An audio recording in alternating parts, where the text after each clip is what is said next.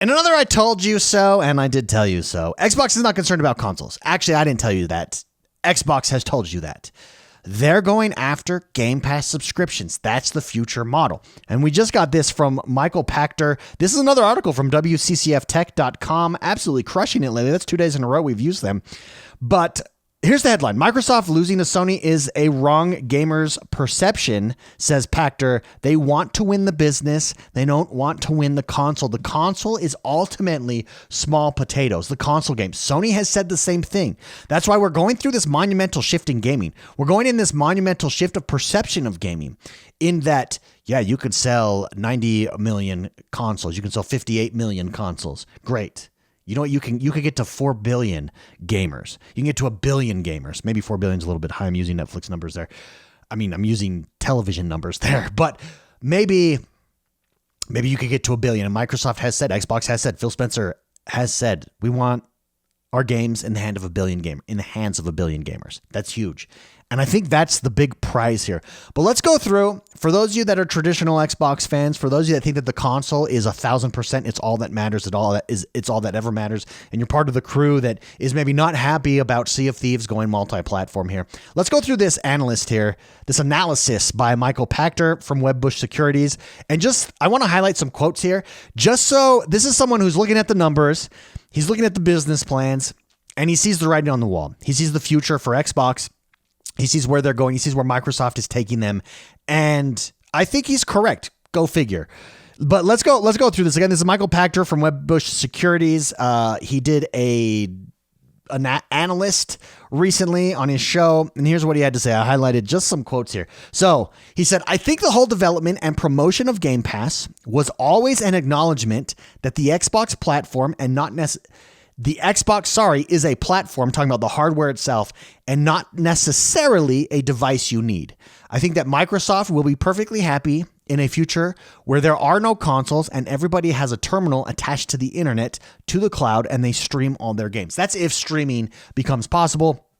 There's a lot of hiccups there, a lot of things that need to be worked out, but I think those problems are being solved, and I agree. I think cloud gaming is the future. All the major gaming companies think cloud gaming is the future. It's why, if you remember, Xbox said they don't view PlayStation as the competition. They actually view Google and Amazon and Apple as the competition. Why? Because all of them have the ability to stream. All of them have a streaming infrastructure set up. That's why. Continuing here. Game Pass. That's their long game. Said it here on this channel all the time. The future is Game Pass. We're living through this monumental shift in gaming. PlayStation has come out and admitted that the traditional model, if you want to expand the amount of people playing your games on your devices even, but your games, you've got to change the way things are done here. Game Pass, that's their long game, continuing here. And I think Microsoft recognized very early on in this cycle that the future is the cloud, and that if you don't have to sell a console, your addressable market, if you don't have to sell a console. So let me be clear here. The console's not going away. The console's going to be an option for you, but it's not going to be the main end-all, be-all. You can only play the Xbox games on an Xbox. No, you're going to play them on a PC, on a phone, cloud, wherever, but you're still going to have a console. Console's not going away, for those of you that think it's going away. And that's not what he's saying here. He says, if you don't have to sell, let me rephrase it, if you don't have to sell to just a console, here's what he says. If Xbox realized that the future is the cloud, and that if you don't have to sell to a console, your addressable market goes from 250 to 300 million people who own consoles to 3 or 4 billion people who play games. So 2 to 300 million people who could be in the console market at any given time. That jumps up to 3 or 4 billion people who play games. Yeah, he's right. Just think about it. Think about that logically. That's their end game, he says. Much like Netflix said, how many people watch TV? And the answer is 4 or 5 billion. So Netflix now has a 260 million audience subscriber base. That's what Xbox is trying to do. Consoles. Okay, Sony won 75. They sold 75 million consoles this generation. They win. Congratulations. We have 250 million subscribers to our service.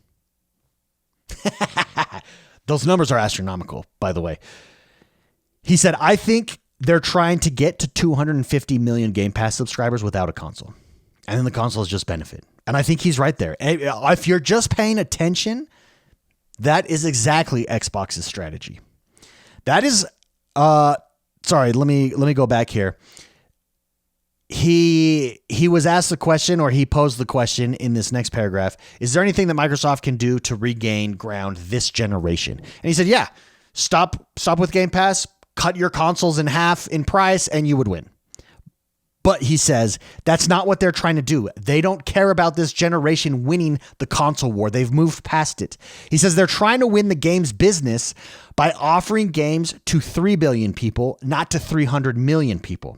That's their end game. And to be honest with you, the way Game Pass is going to work is the price will eventually drop from $15 a month to $10, and then it will drop to $5 with ad support. So if you pay for $5, every time you load up a game, you're going to be required to watch an ad. Makes sense. You can totally see that long term. You've already seen tiered pricing with movie streaming services and television streaming services and music streaming services. There's tiered pricing that exists all there. Makes sense why it would exist in the gaming market as well.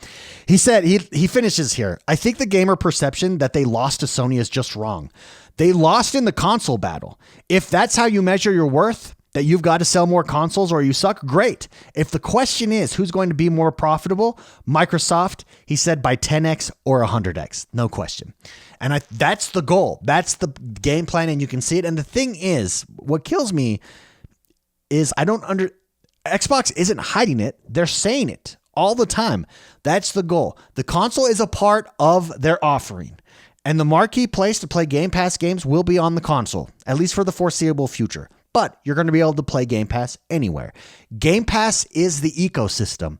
They're not selling a console. They're not selling an exclusive console. They're selling an exclusive ecosystem. And that exclusive ecosystem is Game Pass. That comes with games and benefits to those games and day one access to those games that you don't get anywhere else, even if some of those games, like Sea of Thieves, goes to another platform. Ultimately, it doesn't matter because Game Pass is the ecosystem that you're getting people into. Xbox Game Pass, or I guess, is it Microsoft Game Pass now? Game Pass. Anyways, I just thought this was interesting. I agree with his analysis here. Go figure. I've been saying it for a while, not changing from it. And I've only been saying it. I'm not a genius. I've only been saying it because that's what Phil Spencer has been saying. That's what Xbox has been saying. It's easy to see the strategy going forward here. And that's the future that we're living in. It's going to be interesting again to see how PlayStation adjusts to this. I think both Xbox, we have the rumor that both Xbox and PlayStation are going mobile. And by mobile, I mean not mobile gaming. They're going to a mobile device like a Nintendo Switch. They're at least both experimenting with those devices and creating their own. And it'll be interesting to see if that is the case. I think they both recognize giving gamers options on where they play your game is huge, especially when we live in a world where we're bombarded for our time and attention and our entertainment by ease of access on everything. So anyways, I think this is interesting. Would love to know what you guys think, though. Do you agree with myself? Do you agree with Mr. Pachter here? Do you think, is there something that we're missing? Is this not a good idea? Is it not a good idea to go from 100 million consoles to 300 million people inside of Game Pass? Would love to know what your guys' thoughts, though. There may be something that I'm missing here. Let me know in the comments below. Hit that like button, subscribe to this channel. I'm X1 the Gamer. We cover stuff like this all the time. Share us with your friends. Have a great rest of your day, guys, and we'll see you next time. Bye-bye.